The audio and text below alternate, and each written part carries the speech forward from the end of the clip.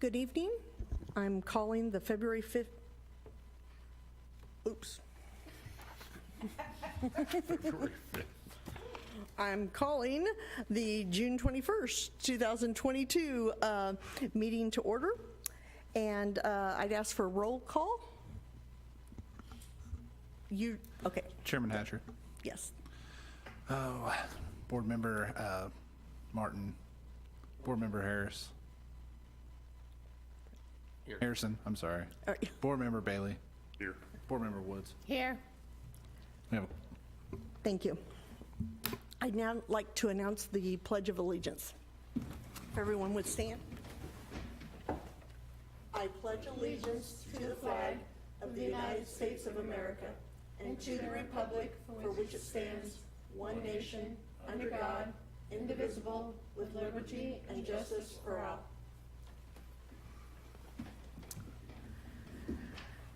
We have no personal appearances tonight, no consent agenda, and no unfinished business. So we are now, there he is. I knew he wouldn't let me down. No problem. New business, case number 22015, Curtis and Brandy Beckerly, thank you. Variance to the fence for a corner lot, 800 Cantor Street. Public hearing. I'd now like to open the public hearing. Do we have any, do we have two applicants here or just one applicant here to speak? Okay. Hi, State your name and your address, please. Brandy Beckerly, 800 Cantor Street, Raymore, Missouri, 64083. Thank you. So if you could please state for the board what it is that you're wanting to do and what adjustment you're asking for. Sure. We replaced our fence and didn't realize that there would be an issue since we didn't change anything. We just replaced the old wood with new wood. So we would like to keep it where it's at. We're being told we need to move it back 35 feet from the sidewalk. So just to clarify, there was an old fence currently. I've been by your property as well and saw it, and so I was a little confused myself as to why the variance was being requested, since I was like, well, the fence is already where it is. So there was an old fence. Yes. You bought the house, old fence was in place. You did not know that it was not in the proper place. Right. You then replaced it with a new fence. Yes. How did you find out? Well, I'm going to say 2 to 3 weeks, because it was right before Mother's Day weekend. We got a little sticker on our door saying, hey, you need to move your fence because it's in the wrong spot, and you didn't get a permit. And we were like, this is why we didn't do it ourselves. We went through a company, so we were like just really taken aback. And so I called the number, and this was all explained to me. That you didn't get a permit and you did not follow the city code as to the setback. Right. And so then you were told to come before the board to get an adjustment. Right. That's why we're here this evening. Wonderful. Do you have anything else to add? No. Thank you very much. Board members, do any of you have any questions for the applicant? I do have a question. Who is the company that did it for you? I believe it is JC Fencing. They're new. JC, I think. I hope I'm saying that right. It'd be horribly embarrassing if I wasn't. Okay. Okay. Okay. Okay. Staff report, Mr. Eppert? Sure. Thank you and good evening. Tonight you have in front of you a variance at 800 Cantor Street. You'll notice it's on the corner of Cantor and Sunny Lane. Current zoning for this is R1 single family and is completely surrounded by residential. It's mainly Cantor Ridge, but then backs up to Evan Brook as well. So with the growth management plan, this area is identified for low density residential, and then you have Cantor Street and Sunny Lane that are local roads. As this was a public hearing, it was posted in the Raymore Journal June the 2nd. And I'd like to enter into the record a list of exhibits 1 through 6. Tonight you have in front of you a fence variance request that since it's on a corner lot, there are some requirements that have to be met in order for the fence to be placed where it's currently located. And so you'll actually see that under staff comments for number 2. That's actually the verbatim code that we have, and they're able to meet letter A and B, but when it comes to C, it says there's no driveway to either home from a street adjacent to the side yard of both lots. If you take a look on the front page there, you'll see that there's actually a home directly to the west of it off of South Park Drive. And with that, underneath that code that I referenced, there's a diagram that shows if there's 2 corner lots that back up to each other and have a driveway, the way it was originally intended was that this fence couldn't be constructed in a manner that when someone's backing out of their driveway, there wouldn't be a potential for an accident with traffic. And so actually visiting the site, there's more of an impedance with the trees that are in the area. And so there's a bunch of pictures in there that just kind of show I was actually at the end of the driveway there, and you can almost hardly see the fence through that area. And the awkward or unique instance with this property is that the trees and the creek are actually part of their property. And so that actually encompasses in that property line, so it's not like a common area tract, which you'll see in our exhibits 1 and 2, where if they followed, exhibit 1 shows if they follow the code what size they would be able to do with their backyard consisting of the fencing, and then exhibit 2 shows what they're proposing.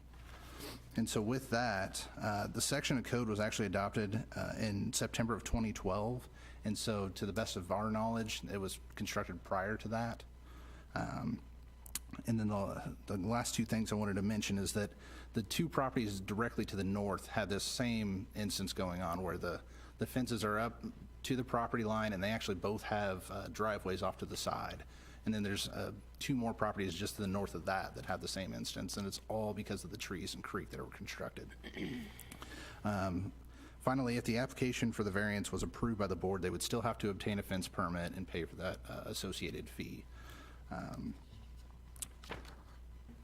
Staff recommends to the Board of Adjustment to accept staff proposed findings of fact and approve case number 22015, 800 Cantor Street fence variance. This concludes staff report. Thank you, Mr. Eppert. Does the board have any questions of staff? I do. You said the original fence was predated the fencing. To the best of my knowledge, the unfortunate part was our GIS system was down at the time of the, and so everything that I could see through Google Earth showed that this fence was definitely pre-existing. But Anyone else? If it helps any, I've lived there for 12 years. I'm the next door neighbor, and that fence has been there since 2010. Thank you. Okay, does anyone else from the audience wish to speak? Okay, I'm now going to close the public hearing. Is there anything else that the board would like to discuss or request? I mean, I would say I went out and looked at that site too, and I would agree that, the fence doesn't appear to cause any sightline issues for the adjacent driveway. The yard is small with that fence and trees back, or fence and creek back there, or trees and creek. So, I specifically drove out there, I turned around on Park, came back the other direction. Yeah. Same analysis. Okay, so I would ask for a motion on this request. I'll make a motion that we approve the variance for the fence. For case number, Case number 22015. The variance to the fence for a corner lot at 800 Cantor Street. thank you. I'll second that. Thank you. All those in favor? Aye. Anyone opposed? Hearing none, the motion passes. Staff, comments? there was a couple of things, as you all may have noticed or may not have noticed. David Gress is now here. This is his first attendance for the Board of Adjustments, as coming on as the new board, the director for our department. And so wanted to go ahead and introduce him if you haven't already. The other thing is the community conversation for the comprehensive plan is coming up. That's actually July 27th, Wednesday at 6, and it'll actually be at Centerview. And Thank so you. Those were the 2 things that I wanted to mention. I've registered myself. Oh, very good. Thank you. Very good. As of right now, the deadline for next month's meeting is this week. We have not received anything, and so I'm going to be doing a better job just kind of reaching out saying, hey, this meeting is going to be canceled, just lack of business. Okay. Great.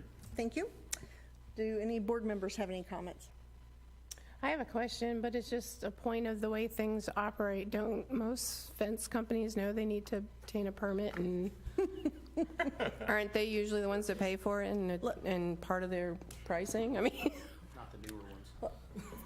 Let me educate you the way our attorney educated me. Don't most people know things are illegal? Well, only until they're caught, I believe is what I was told. oh, gotcha.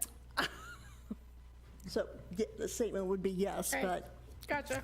And a lot of times those companies actually say, you know, we charge more for that. And so you as the applicant or homeowner can actually go in and file for the permit yourself, which is the way they kind of get you. So, and we have nothing that kind of says you have to have a contractor unless it's for a commercial type business, so. okay, may I have a motion to adjourn the meeting, please? I'll make a motion to adjourn. I'll second.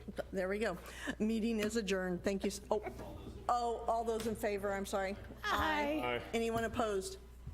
Hearing none, meeting is adjourned. Thank you so much. 12 after. You beat your 15-minute rule. I know. I know. I was getting kicked under the table by Aaron over here.